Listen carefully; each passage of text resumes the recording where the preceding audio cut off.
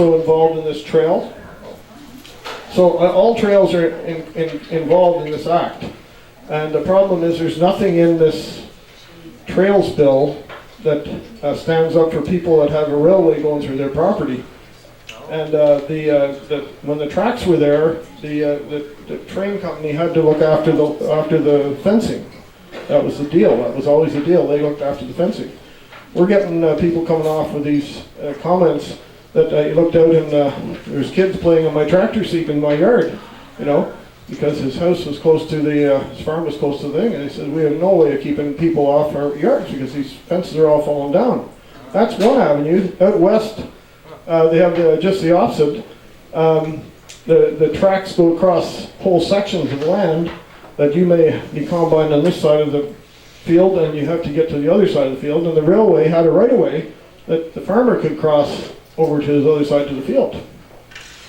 Trails that there said, no way, you're not crossing those paths anymore. So now you drag your combine around for three miles around the road to get to the other side of the field. So these things have got a whole lot of problems coming with them that need to be solved before we go down the road too far. So anyways, I just wanted people to recognize, we've got another lawyer's letter here. I won't read it from you, but it's another one from Terry Green. He volunteered us that one very soon after he read the bill. It was quite clear to him that it was a problem for property owners. And the OFA, the Ontario Federation of Agriculture, they have their paper on it here. They were invited to comment on the bill after it was created. And they mentioned all those things about fences and all that stuff in there. There was nothing added to the bill to fix anything. They didn't have any good words to say about them fixing the bill. So even though they pointed out the weaknesses of they didn't follow them, didn't do anything about it. So we're just asking the snowmobilers and anybody that uses trails to back us up and say, pull it off the table, fix the thing, do it right, and put it back in. That's fine. We're happy with that. As long as people are informed of their rights and up front, make a contract that has a wet ink signature and a witness, because when you have Terranet, now you can do electronic registration of that property without your signature on it. Your deeds are all electronic. You have no wet ink signature anymore on deeds. There's no more deeds.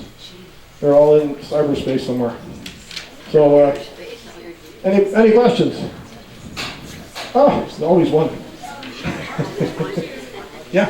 I was able to win with the help of a lawyer with an easement on my property against a utility company who trespassed and cut down 118 trees.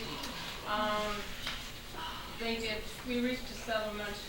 They actually paid me $18,000, but my lawyer cost me $18,500 to get rid of the easement. So I was down $500.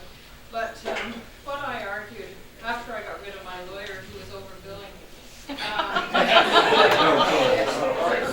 I argued in court that I had my member of parliament through the parliamentary library research help me out, because they found a case in Quebec that stated that because there is a desire for a utility company to have an easement on your property, it does not necessarily equate to allowing an easement.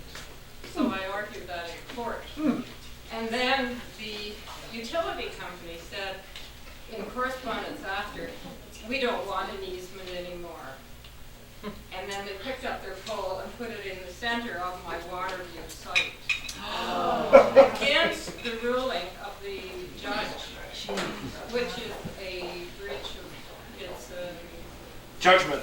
It's a contract, or I forget the legal terminology, I'm not a lawyer, so, but it's a breach of the lawyer's actual statement, the judge's. Judges. So that's where we're at now, and this is 11 years later.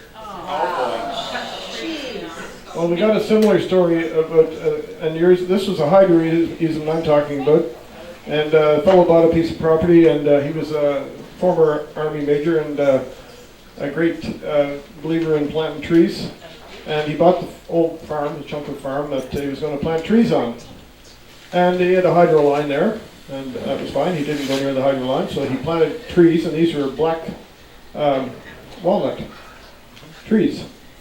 And these trees are now like pretty good sized trees, and 25 feet high. And you went out one day and they cut right up the side of the easement, they cut 50 feet wide on each side of the hydro easement. Walnut trees all gone. He went after